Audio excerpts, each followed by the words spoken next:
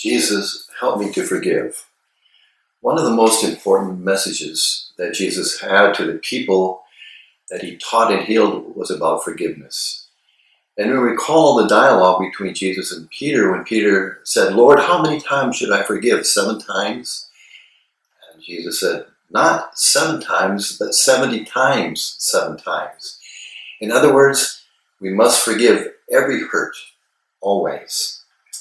And then in speaking of forgiveness and reconciliation, Jesus said, "Therefore, if you bring your gift to the altar and remember that your brother has something against you, first leave your gift at the altar and then go and be reconciled with your brother and then come back and offer your gift."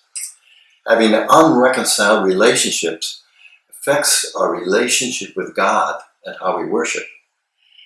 And then, in teaching us to pray, Jesus said, "You are to say, 'Forgive us our trespasses as we forgive those who trespass against us.'"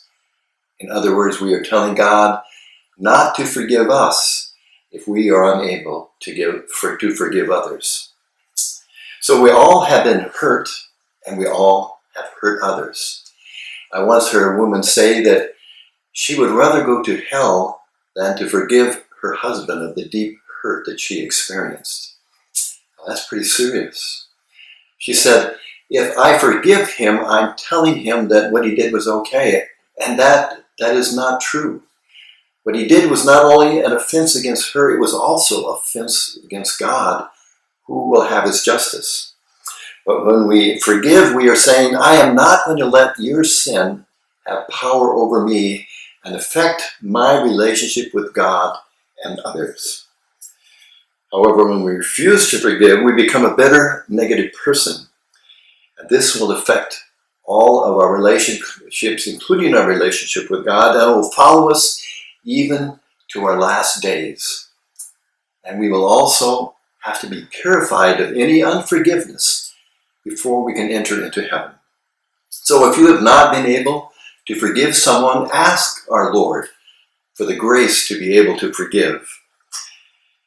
We will never be freed of the pain of the hurts that we've experienced until we can forgive. Jesus has a wonderful plan for all of us, but we must ask for the grace to remove the obstacles that exist in our lives so that we can discover that plan. Every day we should say, "Jesus, I trust in you.